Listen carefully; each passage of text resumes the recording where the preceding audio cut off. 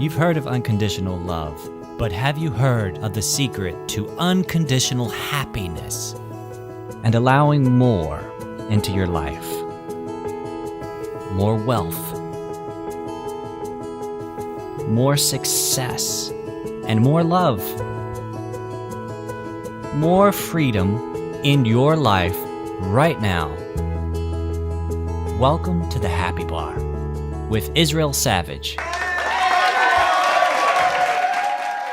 To piggyback off of the last conversation, I have to thank you for starting the conversation because I couldn't necessarily articulate what I wanted to express without that conversation. Yes, and so what you had was a desire to express something. Mm-hmm. Do people get that? She had a desire to express something, didn't know how, and then a way presented itself. Do you see that? And then you got clarity on what you needed. It's that simple. The through line, and it's so soft, it's true desire. It's holding in a very soft place. This process, the steps look like this. You make space, you make mental space, meaning there's no judgment, there's no doubt. We've all been there. We've all meditated before and had that experience of space. If you haven't, most of us have had sex before, and there's that moment of clarity, where just nothing matters, and you're connected to something greater than yourself. And so you want to make mental space where there's no judgment, there's no, right now I don't care if you didn't do the dishes, right? Right? It's okay. Everything's okay. So there's mental space with quiet. There's silence there. And then you just need the feeling of what it would feel like to have the thing you want. You hold it in a very soft way, and then you move through your life, and life will give you what you need to get there. It's so easy. Great.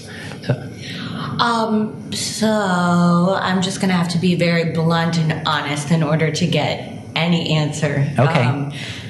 So I have a very negative internal monologue, whatever the reasons may be. And I've done a lot of work to get to a more positive place with my negative inner monologue. Could I stop you there? Yeah. And I let you go further even than I would have normally, because I wanted to let that out just a little bit. Stop working. Yes. Let me just say a little more about that. Yeah. Just more for everybody else. Has anybody ever gone whitewater rafting? Anybody ever done that? Has anybody ever paddled in a boat at all that had a current? Have you ever tried to swim against the current? You know what that feels like to paddle against the current, right? Do you know what it feels like to just put the oars down and just drift and enjoy the scenery? Do you know the difference in those two feelings, right? You told me underneath the word work that work was not good feeling. Now, it doesn't mean that you didn't accomplish something and by golly, I sacrificed so much to work on this part of myself, and look at all the gold stars that I got, and I'm proud of that. Doesn't mean that there's not something to be said for that. That takes a lot of tenacity. That takes a lot of stick-to-itiveness. That takes a lot of courage. But it didn't have to be that way. There's an easier way, and that's to let go of the oars and to allow your natural state. You weren't born with a negative monologue, internal monologue, I guarantee you. That's learned behavior. Your natural factory reset, your default, is right in alignment with the greater you. So how do you deal with a second reset? Because whatever I did experience, I don't remember anything else but like the negative internal monologue. Good thing is you don't have to remember it. Okay. You don't have to remember it. You know, there are people who don't remember anything in their childhood from the time that they were 12. The greater you does. The part of you that's always been non-physical and always will be, holds that space for you, and you have access to that whenever you want it. And so you can experience what that factory reset feels like whenever you want, and you probably have. You not only have access to your greater you have access to my greater you. These words that I'm saying right now come from your greater yous. They're all in this room right now, answering your questions for me. The only reason that I'm answering them is because you can't be in a place of asking and receiving at the same time. And so you're asking, and I'm receiving because it's not my question. Now, if I were asking, you'd have to answer for me and tap into your greater you. Do you see how that works? And so you have access to all of that, always, whenever you want it, unless you choose to believe that you are flawed, that you can't have anything else than what you have had yesterday. Now, if you choose to tell that story, then the law of attraction will bring evidence to support that to you. Your outer world will start to look like your inner world. When the train is moving down the tracks, right? You gotta apply the brakes slowly. And know that it's not gonna change all at once, but it will change. The greatest evidence to how powerful a manifester you are, right, is in the not good feeling things that you probably have experienced in your life that match the not good feeling thoughts that you have. Do you see how powerful you are? I had an experience similar where for a year, I mean, stuff happened, and it was just a bad feeling place, just all the way around, until finally I just laughed. After a year. And I didn't know if it would ever get better. But I laughed and I thought, wow, boy, I'm powerful. Because the situations had become laughable. They were piled on top of each other. If you wrote a book, nobody would believe it. If you wrote a film, nobody would believe it or want to see it. Right?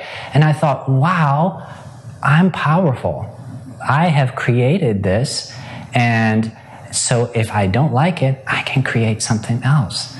And there's always two sides to every story.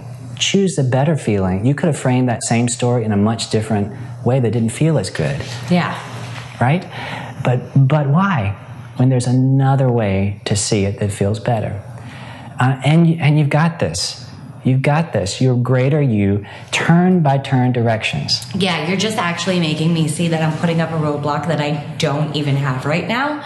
It's just become like comfortable territory, and I just realized while sitting here listening to you that I've gotten comfortable in my own skin, finally in the last year, and because I don't know what to do, I'm gravitated back towards what consistently is the most familiar. That doesn't necessarily mean it's good or where I need to be.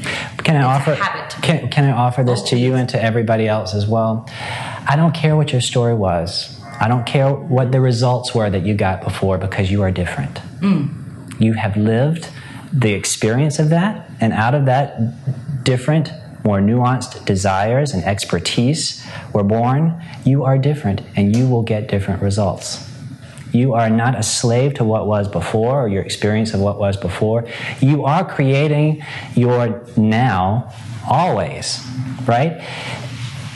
If you bring what was before into now, what does it become? Before. In the now. In the now, yeah.